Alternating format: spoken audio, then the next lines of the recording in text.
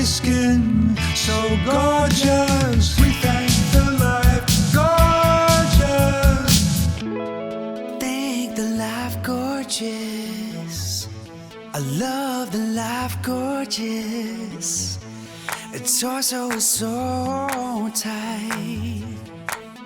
Oh, there he is. The voice Hi. of the Minnesota Vikings. I counted for 23 years. Also on KFan. Also does horse racing.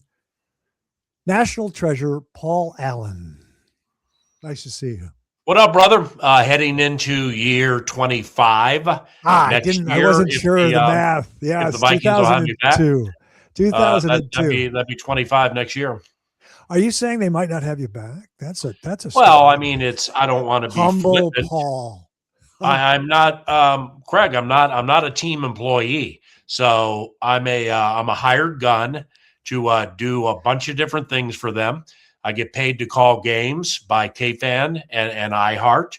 So I guess it's a collective effort here. If everybody will have me back next year for the boom, Life Gorgeous is in the air, then I'll be excited to do it, especially after watching these playoff games this weekend and then getting bitter that the team's not there and then appreciating the games. And it's a wide range of emotions. Yeah, and by the way, I thoroughly enjoy you. LeBron James calls you a national treasure, and I agree. You're very entertaining, very enthusiastic, also very positive, which I'm going to bring up in a second. I just noticed that you're in your den. Is there a poster of Elvin Hayes in the- Well done. No, but it's somewhere in the garage behind the game-worn Kevin Greavy jersey and the Bob Dandridge poster that I can't find. That's great. That's great. PA, Paul Allen, grew up in the D.C. area, the Maryland area, and was a Bullets fan, now the Wizards. I had this thought. Is there, in the history of the Vikings, is there a more fun name to say than Van Ginkel? I like that. I couldn't, like Klein Saucer's an interesting name, but I couldn't really think of Van Ginkel. Babatunde Ayambuso, I think. I vaguely or barely remember Ontario that Smith, nickname Wizinator. Meweldy Moore was a cool name. Yeah. But with Van Ginkel, it can morph into the Gink. The Gink. The Gink is on fire. So everybody calls him Gink. I feel weird calling him Gink. So I call him either AVG or Andrew. But he's a fantastic player with a super cool name. Is he on a, what's his deal? Is he on the team next year? Was it a 2 or 3 year deal? He's on the team. You know what? So he played here and had all those pick sixes. And then I think they redid him into last year. I know Byron Murphy Jr. got himself a deal. Yeah. But when you have Van Ginkel and Grenard, Van Ginkel and Grenard threatening or coming over here, and then Dallas Turner improving behind them, they have something with which they can work. You just got to find spots for them all. Before I pepper you with some Vikings questions, I just mentioned that you have positive energy. And there's a guy named John Wooden, the old coach at UCLA, and he said his dad taught him to make each day your masterpiece and don't complain. Well, I was following your Twitter is very entertaining. Your X is very entertaining. And that rough flight, that delayed flight to the New York Giants. And then I saw your tweet and it was positive, Paul. I got to know the flight attendants and I was the announcer guy saying, thank you. So is that just who you are? That had to be a rough day, right?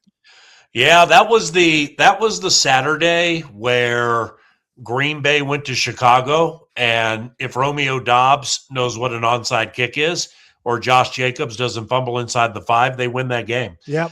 So it was that Saturday, 10 and a half, 11 hours on buses and planes in a non-playoff year. But the charter flight attendants that we have, we have the same ones every single year. So for the 24 years that I've called Vikings games, there are a couple of them who have been there every step of the way. And, it's not preferred to be sitting on buses or airplanes for 10 and a half or 11 hours. Nobody likes it. But the work that the charter flight attendants did during that time to keep everybody, calm and update them to the best of their ability and change the food, just make sure everybody was comfortable, that resonated with me. That's A. Yeah. B, the reason I went down that road is because I'm going to say 13, 14, 15 years ago, we were flying back in August at like 4 or 5 in the morning from Seattle. And one of 19 preseason games we seem to have had in Seattle. And the moderate chop, the severe chop over Montana, holy cow, was it bad. Now, I don't look at turbulence the way I used to. And, it's a conversation for a different time, perhaps. But when I was super afraid of turbulence 15 years ago, I went right to Twitter. Because I started on Twitter in 2012. So it had to be 2012, 13, or 14. And I just started tweeting away like, Delta, do you have any idea what's happening here? Delta pilot guy, can you make a right, please, and get away from this? I mean, I did so many between 4 and 6 in the morning Central. Yeah. USA Today, somebody saw it, picked up on it, made it a little story on their website when we landed. Yeah. Now, Kevin Warren, the current president of the Chicago Bears, former chief operating officer here, love the guy. He took him all of about 3 hours after we landed to say, now, Paul, you do know Delta is one of our major partners. And I'm like, yeah, I guess I do. So if we ever have moderate or severe chop, as you put it, we're not going to tell you not to tweet. Just do it a little differently next time. Yeah. So that time came 3-4 weeks ago, and I did it differently. That's great. A learning experience. A couple things. I like saying this word, Chinook wins. I learned it when I played ball at Montana That's State. 2 words. Oh, that's true. But Chinook.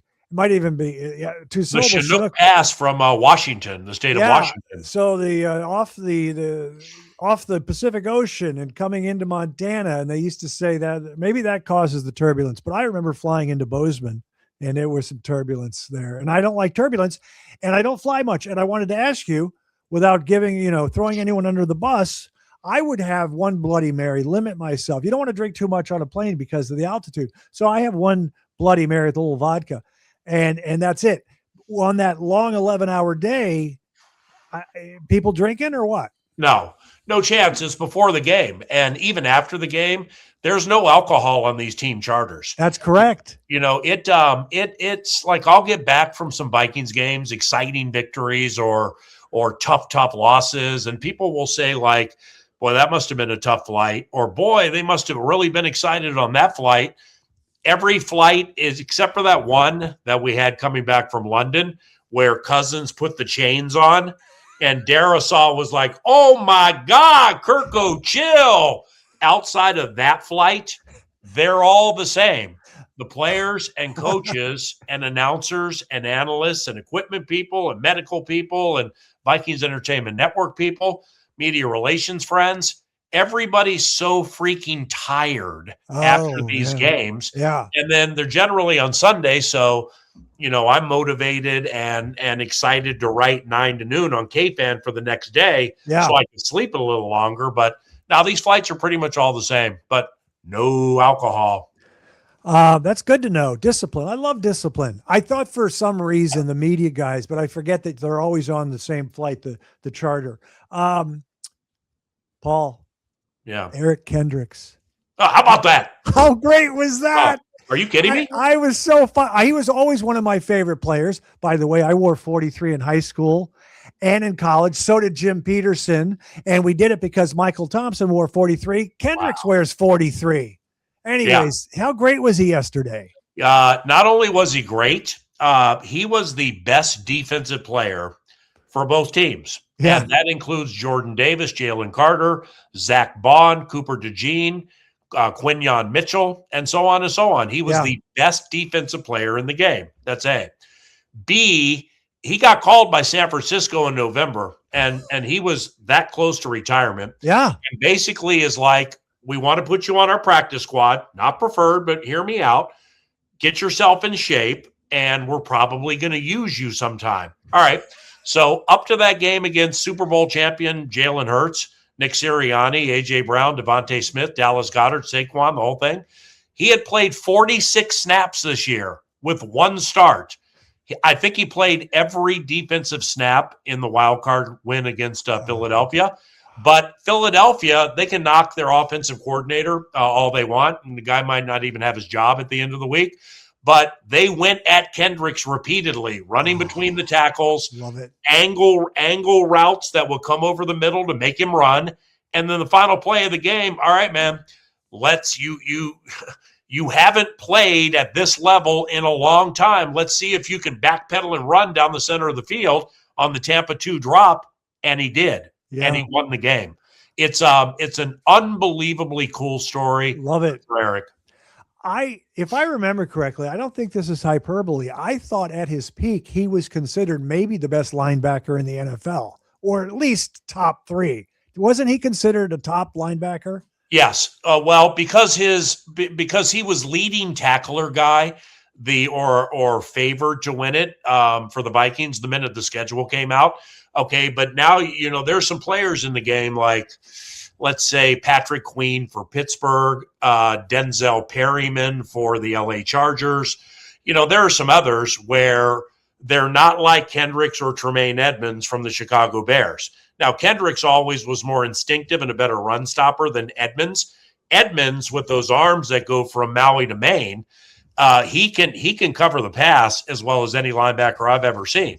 Luke Kuechly, same thing. Great against the run, dynamite against the pass. Same with Kendricks. He was fantastic against the pass, fantastic against the run, zero problem off the field, and just a super, super smart guy. We're recording this Monday. We have a big game tonight. This is airing on Tuesday. I just asked you about Kendricks. I'm going to say Adam Thielen. Yeah. Great catch. I like the laser throw by Aaron Rodgers. What are your thoughts on Adam Thielen? I'm happy for him. That pass you're talking about, Craig, against Baltimore. Yeah. And I know you watch all the Vikings games. That play from Rodgers to Thielen reminded me of 2019 at Superdome when Cousins went deep right to Thielen on Patrick Robinson. Yeah. Then won the game on the other side in the playoffs with Kyle Rudolph. Yep. Well, that also is the last time the Vikings won a playoff game. I remember that pass. Troy Aikman said that's the greatest pass of Kirk Cousins' career. Well, it was the biggest pass, and it was dropped it in the bucket. And then this isn't another brilliant aside from that 2019 playoff game at New Orleans is Patrick Robinson, who actually had a pick 6 against the Vikings in the NFC title game before the Eagles won Super Bowl 52. Well, he's now on the Saints. And he hadn't played the entire game. Marshawn Lattimore got nicked up on that play. In comes Patrick Robinson. Kevin Stefanski was the offensive coordinator then, turns out in his penultimate game with the team. And he's like, you have to know all of this in about 45 seconds. There he is. He hasn't played. The good guy is gone. And we're on the left hash. So he went deep on Robinson to make him run. Yeah. And it was the right call. So Stefanski's high end. He's going to get a really good job coming up here soon. But with the Pittsburgh and Houston game, it's strange, and I can't speak for you, but there are some facets of Aaron Rodgers' self-importance, his approach to life. Excuse me, at least what we know through the media, that I just never really have been a big fan of, while always recognizing, he throws maybe the best back shoulder fade in the history of the NFL. Yeah, he's the bomb. Yes, he's HOF. But he kind of grated on me, and I've never really liked him. I found myself pulling for him. And maybe it's an old guy thing, but, in just spending a season with Harrison Smith in his 14th year and watching Harry do some dominating things in games, and then seeing him the week of practice and then after games, and how freaking tired he is. Old people get tired. Yeah. I just can't imagine what Aaron is going through the week of games just to get things ready physically, just to have that edge mentally, and then to go out there and do it. I find myself pulling for him and Adam Thielen. So I'm going to let you know where I stand on this. And I've said that I like pulling for greats at the end of their careers, even if I didn't like McEnroe, I like Borg, but at the end of his career, I was pulling for McEnroe. I pulled for Jordan on the Wizards. I'm pulling for Joe Ingles on, on the Wolves. But full confession, I am an Aaron Rodgers fan. It's happened the last few years because of his talent, because of the way he and Marino, two greatest passers, are for me visually. I like watching him play. No doubt. And I was so disappointed in him when he lost at home in Green Bay to Tampa Bay. And he lost another big game at the end. So he should have won more than one Super Bowl. I don't think they're going to go to the Super Bowl, but I'm pulling for him. And this is what I wanted to ask you, because I might be in the minority, but I was like, he wanted to play for the Vikes. JJ can sit. Aaron Rodgers sat. These other guys, what's his face? Jordan Love sat. Yep. I would have loved to have seen Aaron Rodgers on the Vikings. My question is, where do you stand on that? And do you know what was in the building as far as, were there a lot of Rodgers fans in the building? Was that a possibility? Well, that is a possibility. And I'll just leave it at that. Okay. It has to be a possibility because he's HOF Aaron Rodgers, and McCarthy had not started a regular season game. Right. Now I'm not going to change the script here and talk out of both sides of my mouth. When all that was going down, people from the Athletic were they felt they had the inside information on what was going to happen with Aaron Rodgers. Right. I never go to Twitter and break news. I never go to Twitter and overshare. I would prefer, except when there's turbulence over Montana. Exactly. But that was once. Then I get a chief operating officer all over me, and it stops. But the Vikings let me watch practice. When we go on the road, when I do my pregame interview with Kevin O'Connell for KFan, it's up in his room. So we spend about 10, 15 minutes chatting about the game. They're very, very kind to me to get me set up to do my radio show and call games to the best of my ability. So that matters more to me than jumping on social media and saying breaking, blah, blah, blah. Okay. So with that said, I never believed the Aaron Rodgers to Minnesota situation was going to take place. So what I did is I would go to Twitter, X, and like somebody would get super loud about this is going to happen and this is happening. And I'd put up like a big smiling JJ McCarthy picture. Right. And I would just leave it right there for people to decipher however they want. So I'm not going to talk out of both sides of my mouth. I did have knowledge that it was not going to happen. So therefore, I kind of framed my conversation that way. Right. But secondly, I was negative on it in the first place simply because, you got to start with the kids sooner or later. All right.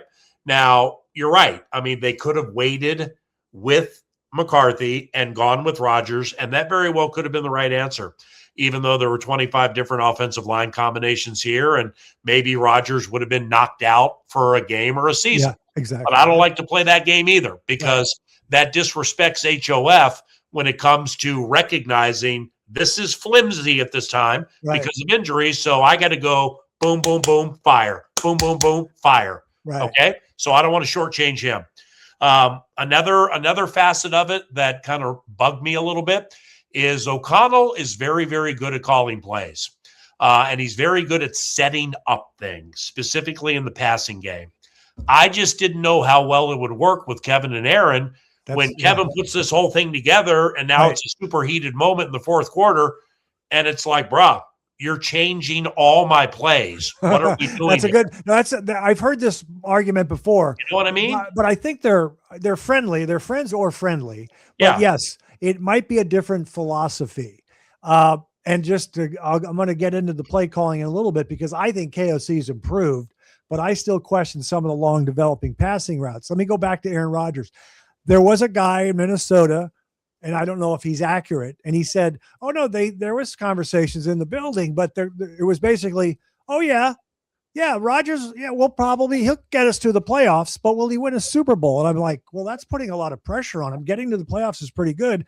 the way you get to the Super Bowl or win a Super Bowl sometimes is making sure, like this year, I don't think there's a dominant team.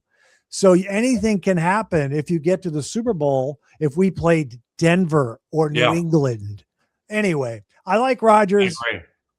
I might even say I'll take him next year, but I'm not going to say that. Now, let's quickly do JJ McCarthy. I have thoughts on him. I like him. I think he's going to be a good pro. Don't know if it's going to be with us.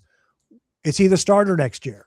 Well, yeah. I mean, I'd make him prohibitively favored. I mean, it's tough for me to believe, and I'm not going to look at and I like Marcus Mariota. Okay, so I'm not taking a shot at Marcus here, but every Marcus Mariota name that's available out there, I'm not going down that road. You drafted the kid, you put time into the kid. The improvement is precipitous and it's palpable, and we've seen it. But how do you fix play, leave, play, leave, play, leave, play, leave? I mean, until that's not a problem, it's a problem. Right. Because you just can't get full throttle on him. And but he really, really jumped up nicely. He in that game against Green Bay, before he had to leave early in the second half, he made a throw on the right side to back up tight end Ben Sims. I mean, that was a spectacular He throw. has some really nice throws. Yeah, I like one of the things I love about him, and this is with most quarterbacks, and I appreciated Kirk Cousins, and I thought he was playing his best football before he tore his Achilles. I just didn't like his mobility, and I need guys to be able to run for first downs, and JJ is definitely mobile. I thought it was absolutely hilarious that the hockey player came out when he was running out of bounds, and he got the yeah. Is that 9? Being 9? Well, no, and the 9 bit sucks, by the way. So I mean, we can talk about it all you want. I brought it up. I had the benefit this year of last 2 years of having Kevin O'Connell on my K-Fan radio show every Tuesday. I see most of them. Yeah, at about 11 o'clock Central. And KO's fantastic. His family's fantastic. And, he'd be there for about 30 minutes, and we had wonderful conversations. Yeah. But that came up one week where we're talking about McCarthy. And after that Lions game, and I mean, I pushed the envelope here, and I think he agreed with me where I'm like, well, the 9 bit sucks. Okay. I've gotten to know the kid quite well. Right. I don't think it's who he is. But most importantly, I don't think it's who he wants to be or should be, because here's why. It's like if I'm Brian Branch for the Detroit Lions and I see that stuff after you just beat me, and then I'd be like, really? You've played 2 or 3 games and you get to do that after you beat a team that it just won your division? No, that stuff comes back to haunt you badly, and it did. So I don't like the 9 stuff. But when it comes to when it comes to questioning the young man's toughness, with leaving the game early in that second half and some other things, you hit on the A topic, Greg. Why don't you ask K9 guy, Keyshawn Nixon, why don't you ask him how tough JJ McCarthy is? Yeah. Because when JJ went hockey player on it, knocked him back about 5 feet, Keyshawn is the single biggest trash talker in the National Football League.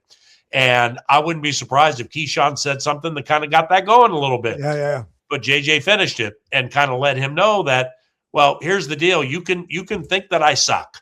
You're going to the playoffs and we're not.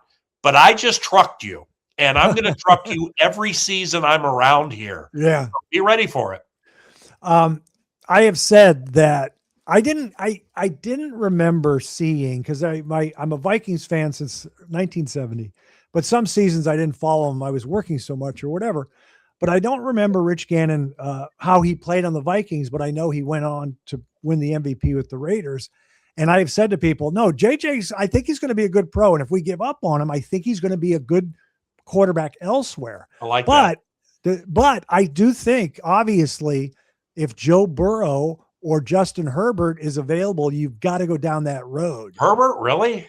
Well, that's a good question. Yeah. Because he's just I like Herbert. He had another bad playoff game. Now, but he's gifted. Yeah, go ahead. I sadly went to the Chargers game this year. It's only the second time I've seen the Vikes in person. They had a really rough loss to Philly, and they just weren't ready for that game. Bad one. But man, was he fast. Justin Herbert is lightning fast. Yeah. And I don't know. He could be good in the right system. Who knows? No, I don't mind Herbert. Okay. Look at Darnold and Jets, Panthers, KO. Yeah. I mean, all those opinions about Darnold before, when he was supposedly going to compete for the job, when it was really his all along into that Giants game. The take of, well, didn't you watch him with the Jets in Carolina? And I'm like, bro, I mean, if you think Robbie Anderson and Ian Thomas and Tommy Tremble are Justin Jefferson, Jordan Addison, and TJ Hawkinson, you're out of your mind. Yeah. So he may not make it, Darnold, but he at least has the best chance here. We'll look at it now.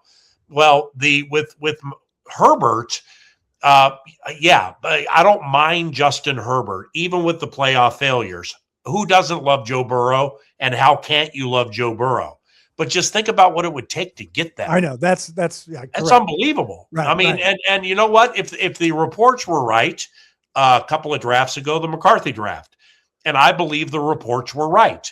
If you believe the Minnesota Vikings basically shoved everything in calling the New England Patriots and saying, we want your spot. What do you want? How many first-round picks? Which player? Okay, it didn't work out for whatever the reason. But O'Connell, Josh McCown, and this staff were so on Drake May. I mean, I can tell you that as fact from when I sat down and chatted with Kevin at the Combine a couple of months before the draft. Now, you're picking 10 or whatever, and where'd he go, 2, something like that? I mean, that's an unbelievable haul to get up there and get him. But if you had gotten up there and gotten him, so that's kind of the same thing with Burrow or Herbert. Right. You have to have somebody acquiesce, and you have to have the proper stuff to give to be able to do that. It's just hard. Switching a little bit, this is the Life Gorgeous. The Life Gorgeous. We're still on the Vikes. This is fun. My favorite Viking. You're the best. Thank you, sir. My favorite Viking growing up was Chuck Foreman, and then I liked in the 80s Anthony Carter and his game at Candlestick. This is all when you lived in Hastings? Yeah. No. I was in Venice, California for 1987 playoff game. Venice? You went to Venice Beach and I lived on Venice Beach. Court? I graduated in 85. I lived on Venice Beach, and no one could guard me, but I wouldn't argue. So I would just kind of score and Hold leave. on. I mean, I'm not trying to commandeer the Life Gorgeous, but wait a second. What high school did you go to? Hastings High School. I graduated high school. Paul, I'm older than you. I graduated high school in 81, Montana State 85, lived in Venice Beach 86, 87. Because I was Glendora High School in Southern California, class of 84. My basketball team had Tracy Murray on it. UCLA. And he ended up becoming the all-time leading scorer in the Pac-10. And Hacienda Heights Wilson by La Puente Mall. Yeah. Well, they had Scott Williams, who ended up playing with Michael Jordan with the Chicago Bulls. Arizona. And we had one of the greatest. I've only cried 2 times after games. Okay. One after the 2009 NFC title game when Favre threw across his body in the locker room. I cried there. And after this game, where Hacienda Heights Wilson beat us in triple overtime, Scott Williams, I think, had 59. Tracy had 58. And it went 3 or 4 overtimes, and we're bounced from CIF Southern California, and we're in the Final Four, bro. I mean, that's how good our team was. Wow. So when you say high school basketball in Southern California, I mean, that's immediately what I think of. That's great.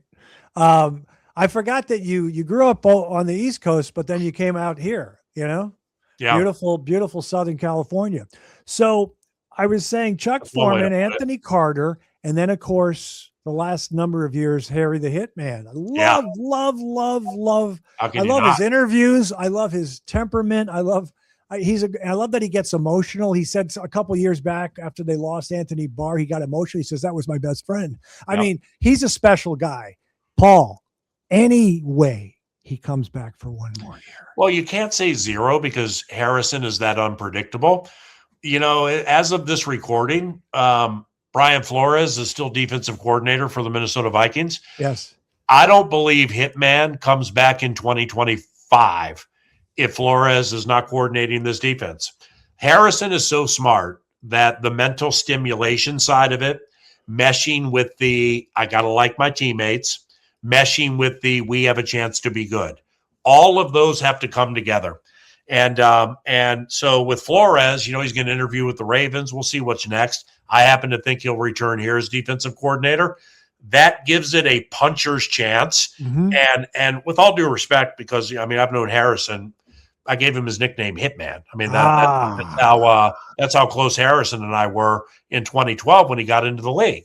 But with Harrison, you can't put a 0 on it. He's super unpredictable. But I can say this and say it with respect. At the end of the 2024 season, I didn't think he was that great. I didn't think Cam Bynum I heard was people say that. well. I heard people say that. Yeah. And Bynum left. And I'm like, okay, well, I mean, that's okay. Good luck to Indy. I like Cam, and Cam does a lot of things good. But the way that thing finished against the Lions and the bad angles on Gibbs and everything, same thing with Hitman. I just didn't think he was finishing that well. He played in the final 5 or 6 games this year, as well as I've ever seen him play in his entire career. Yeah. I love him, man. I mean, he's an athlete. He's cerebral. Right. It's like Kendricks, okay? Yeah. Now, Eric Kendricks cannot run the way he used to run. He does not backpedal in the Tampa 2 the way he used to. Right. Like Patrick Peterson when he was here, or Terrence Newman when he was here. Yeah. The high-enders, when they slow down, they're still so smart, they know what to do to get around it and still compete at the highest level. That's Harry the Hitman. I remember him. He would time it where Megatron would catch the ball and he'd put his shoulder right on the ball. He'd clomp that hit back center of the end zone at Ford Field. Yeah. Are you kidding me? It's one of the biggest hits I've ever seen. Oh, you mentioned you came up with the name. Have you ever, Hitman, have you ever heard of a broadcaster named Eddie Doucette? Eddie Doucette. Yes. He was the voice of the Bucks and the Blazers. He came up with Sky Hook.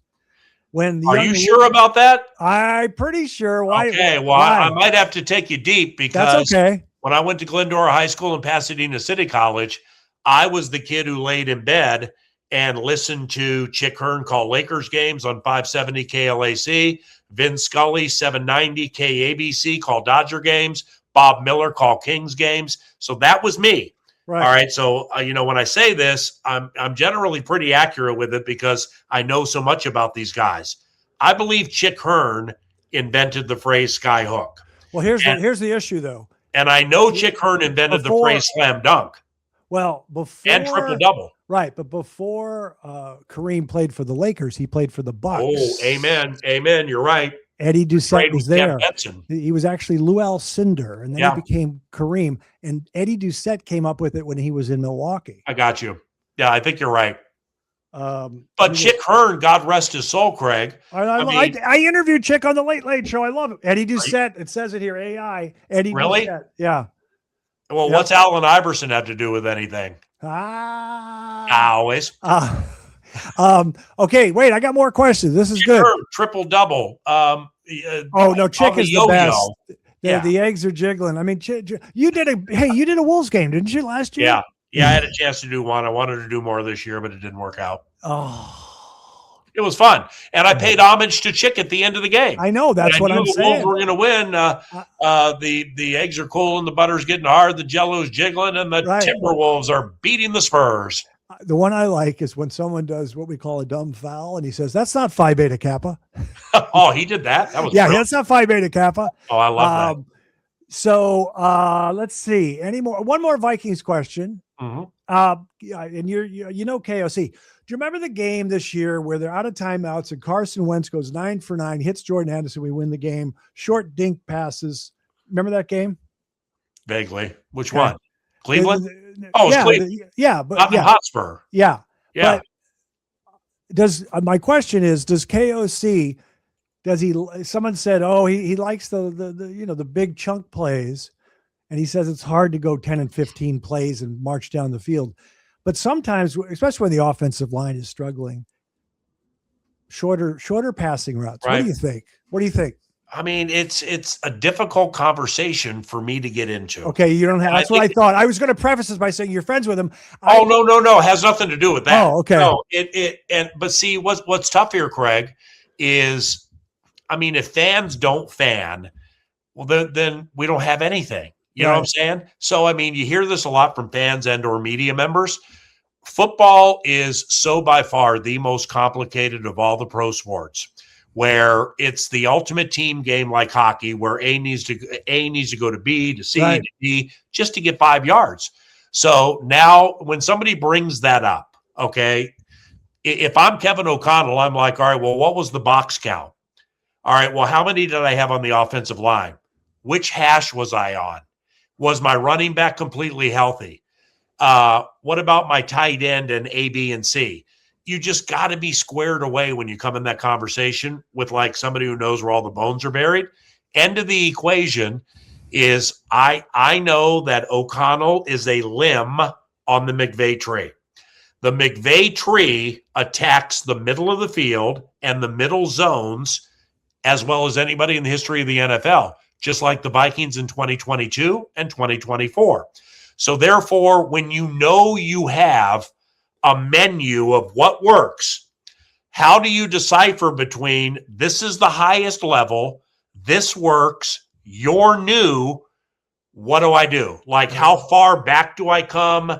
How much can you handle? Stuff like that. It's a very tricky conversation. But it's interesting you say that, because if you like Drake May, all right, Drake May, Sunday Night Football, he had an interception middle of the field. Ball was tipped at the line.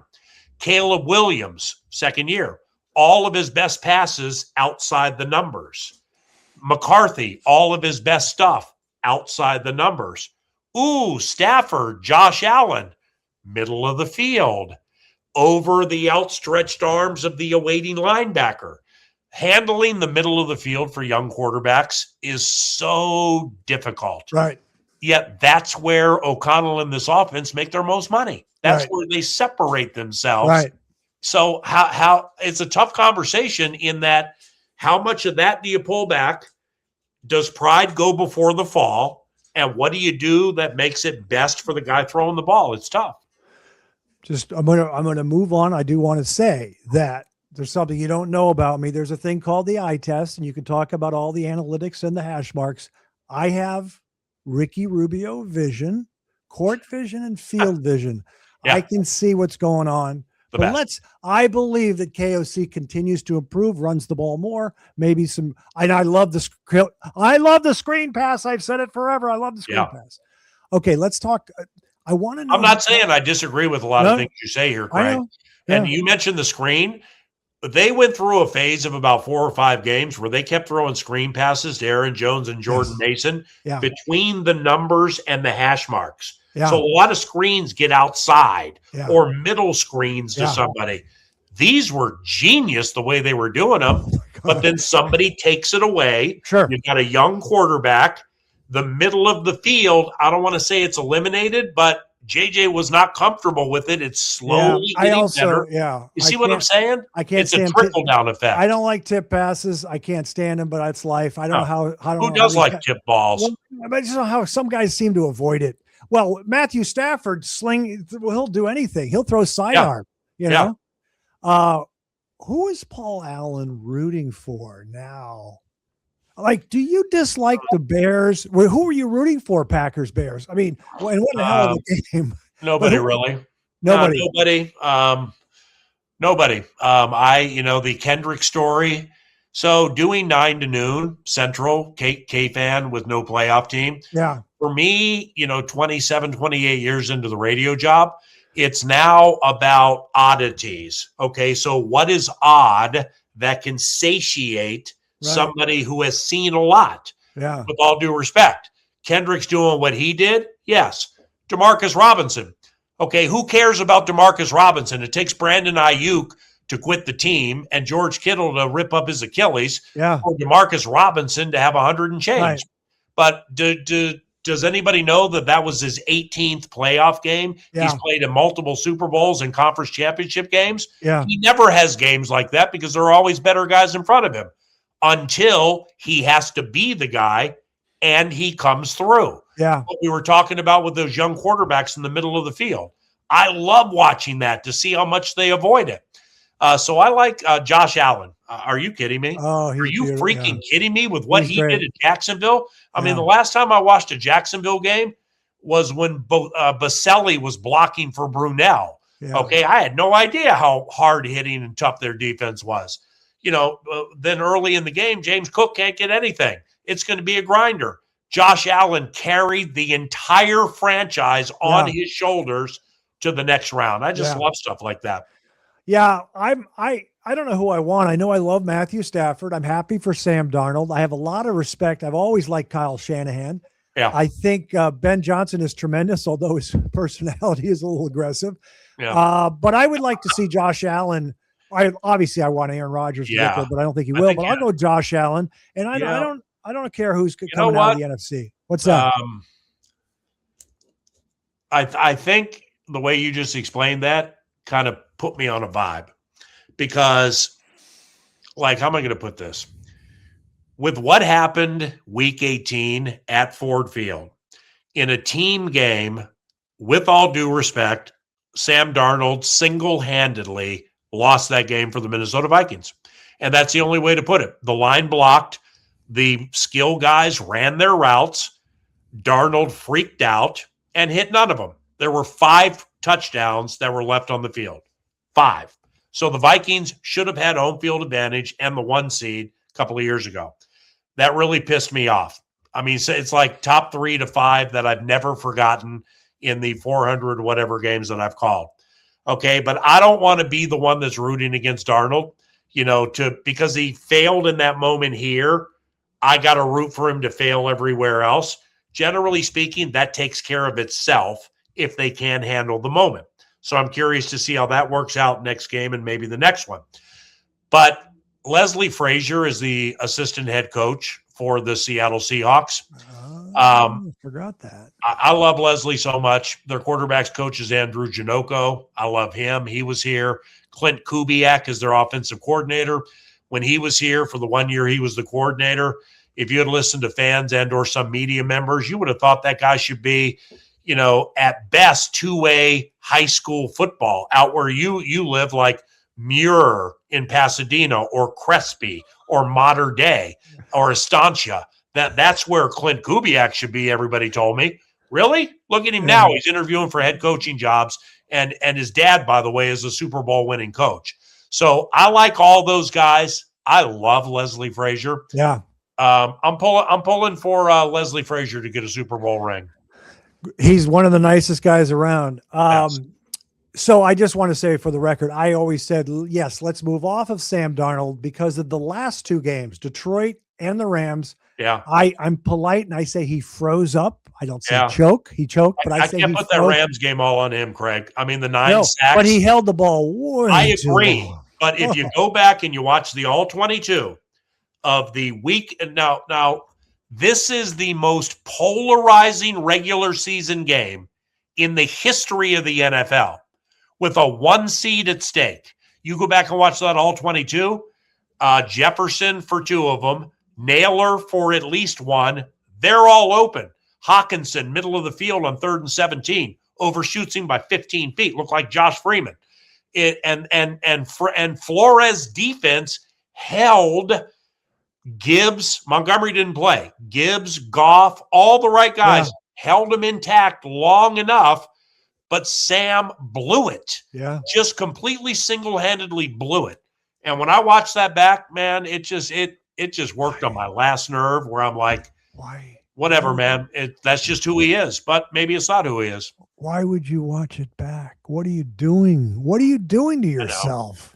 I know. Well, because calling the game with Bursic, we'll get emotional in these things, man. And when a lot of these, so at Ford Field, we're way up there at about the 20-yard line. Everything was happening right to our left below. Yeah. And I was like, I guess I'm the one that asks the rhetorical questions a lot. Like, what are we doing here? What's happening? Are you kidding me with this? I just couldn't believe what I was seeing, so I had to go back and watch the macabre on my own to make sure it was valid. Yeah, and it was.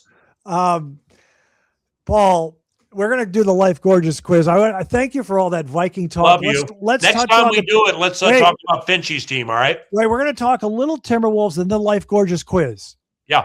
I think Rudy's playing well at 33, but I don't know if you know what happened last night. He got another technical. He's suspended for Tuesday's game at Milwaukee. Yep. Do we see Johan Berenger?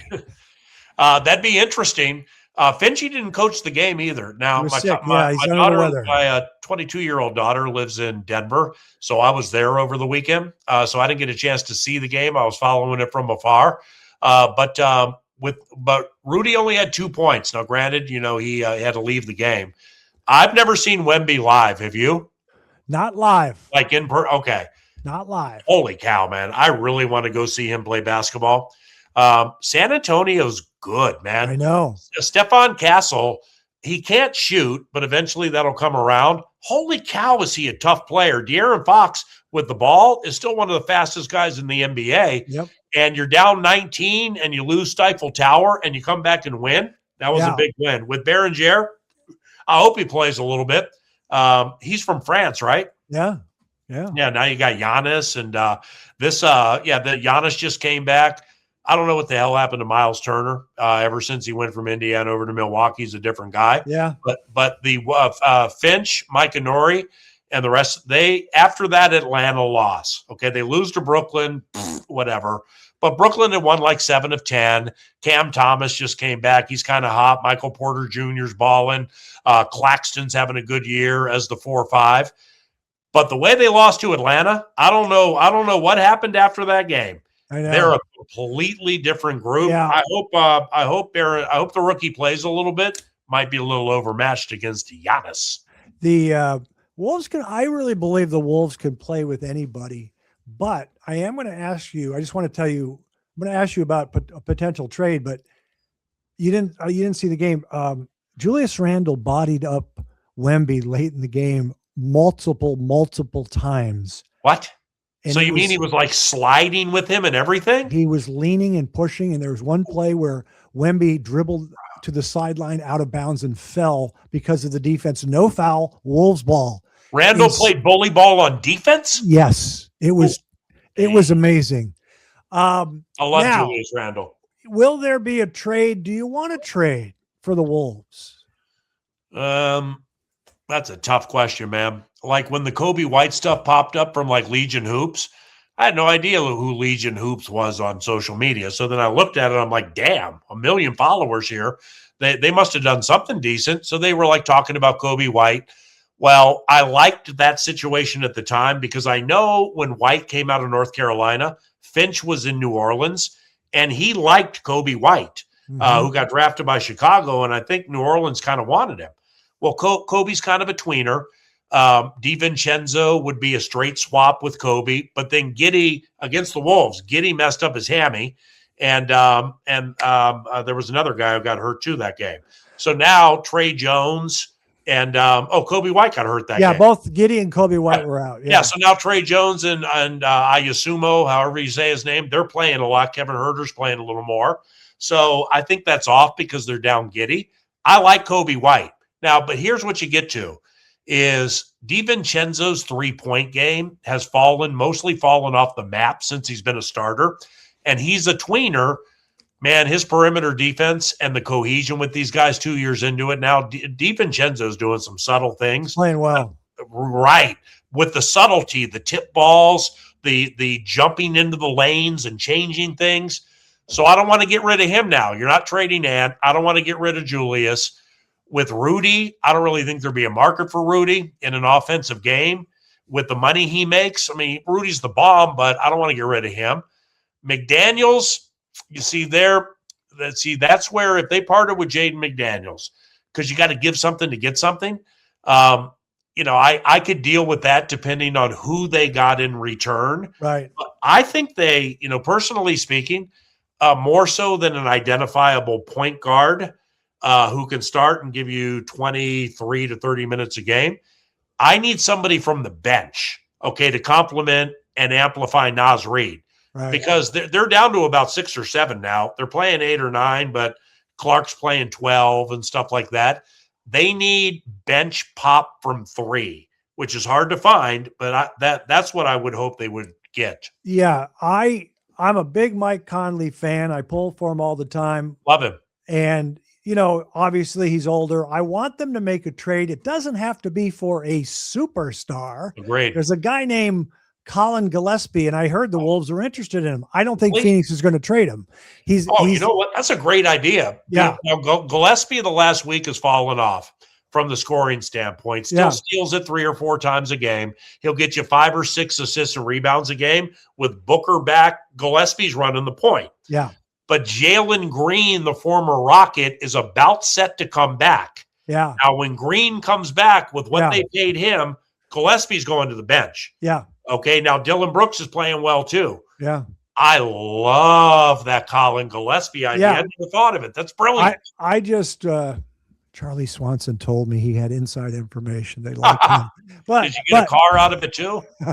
but no, I just want a point guard, and I don't like turnovers, and I want to take pressure off Ant. Love Dante, not a natural point guard. Great defensive play. By the way, we were down 19. He had a key steal on an inbounds. He hit a 3 yesterday in the 4th. Wow. He's tremendous. It is time, ladies and gentlemen, to wrap things up with the Life Gorgeous quiz with Paul Allen. Thanks for all your time. Life Gorgeous quiz. It is simple questions, profound insights.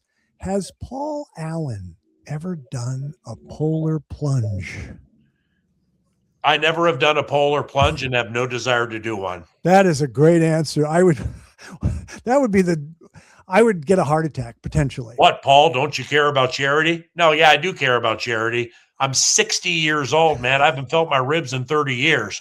If I plunge the wrong way into that water, I might not come up. This next one might be too easy for you, but it's fun because you already mentioned 2 of them. The Washington Bullets won the NBA championship in 1978 when Paul Allen was 12. Can you name the starting 5? Elvin Hayes, Wes Unseld, Kevin Greavy, Bob Dandridge, Kevin Porter. Not Kevin Porter. The guard, the shooting guard. They said he was like light-skinned, yes, bald. Yes. Oh, come on. Phil Chenier? Correct. Yes, got it. Very good. Very good. I might be able to name the Sonic starting 5. The guy that I liked was Gus Williams. Gus Johnson. Williams. Okay. I think downtown Freddie Brown came off the bench because it was Dennis Johnson. Jack Sigma. Now, wait a second. How many did Lonnie Shelton. Hey. Who was their coach? Number 8. Lenny Wilkins. Well done. I like NBA trivia. I may have asked you some of these questions before. If so, I'll pass because I don't do my research. Favorite Minneapolis restaurant? Do you have one? I like Manny's. I like Manny's a lot. They must treat you like the man at Manny's. That's a tough one. Lion's Tap in Eden Prairie, by Canterbury Park, homemade burgers. It's a immortality type restaurant. So I'm going to go with the Lion's Tap. I haven't heard of it. I don't get out there much. Do you know St. Paul? Do you have a favorite restaurant in St. Paul? My dad worked there. I go to St. Paul. A lot of Minneapolis snobs will not go over to St. Paul. Oh, you know what? Lion's Tap is now 1A. Mancini's. Yes. What am I thinking about? Mancini's on West 7th with Johnny and Patrick Mancini. Yes. Oh, that place is the bomb. And the only problem that I used to have back when I used to bet sports a long time ago is off West 7th when I went to Johnny Mancini's. First 2 times I walked in there, I'd look around, and I thought there were like 3 people I owed $2,000 each to. Bets I ran out on. Right. That's funny. But no, Mancini's is my favorite restaurant in the state. What am I talking about? Did I ask you this question before? If not, I have 2 backups. It's one of my favorite questions. Did I ask you your top 3 sandwiches last time? No, but you could skip that. Okay. You don't like that? You don't like the Reuben? I like Reubens. I mean. Okay, that's fine. Yeah, peanut butter. In an Italian restaurant, because I want to see what you say here, because some of these guys, buddies of mine, even guys from Minnesota, they always order the same thing. In an Italian restaurant, what's your favorite dish? Stromboli. Tell me what that is, because I've never ordered it. Is it a meatball or what is it? What is Stromboli? I don't know how to explain it. In an Italian restaurant, I mean, homemade meatballs are A+. I like little clams that are in the right kind of broth. Oh, Stromboli. I see it. It's wrapped up. It's wrapped Yeah. up. Yeah. I know what that is. See, when I was a racetrack announcer, in San Francisco, Bay Meadows and Golden Gate Fields, both now defunct, is I lived in an area by Little Italy in San Francisco, and there was an Italian restaurant called Little Joe's. I know Little Joe's. That's North Beach. That's North Beach. Oh, exactly, North Beach. And that's where I learned what Stromboli was. That's near the Condor Strip Club. It is? Zoda. I'm sorry, I don't know. I'm just making stuff up. But for those of you who know the city, the city in the 1980s, a lot of the guys say chicken parm, which I find boring. I do like veal scallopini and veal marsala. Veal parmesan's good. Yeah, I don't eat a lot of pasta. Any pasta salad's the ball. Yeah. Any pasta salad with the right kind of dressing and the ingredients being fresh. Those are awesome. Thank you, sir. That's it. Those are the questions. Is this the Craig Kilborn podcast or the Life Gorgeous? I call it the Life Gorgeous.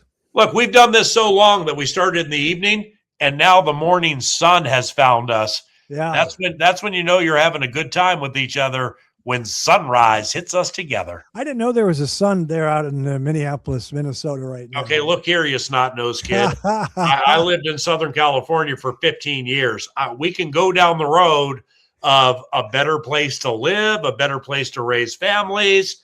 There are Gavin Newsom. I mean, there are a lot of different routes we can take on this, Craig, if you want. But I think we'll just stop right there. We will. They're both. I'm proud to be from Minnesota, and I follow the teams, and I'm enjoying the weather out here in Southern California. Thank you, terrific. Paul. Yep. That was great.